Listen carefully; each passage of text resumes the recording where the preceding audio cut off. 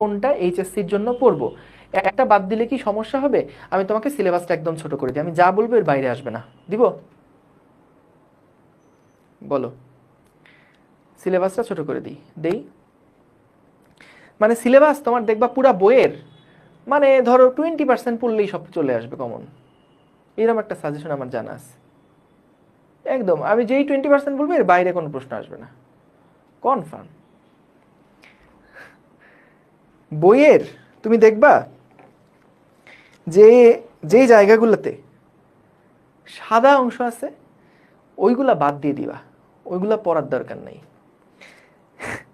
Just যে কালো অংশগুলো আছে না বইয়ের মধ্যে ওইগুলা খালি পড়বা।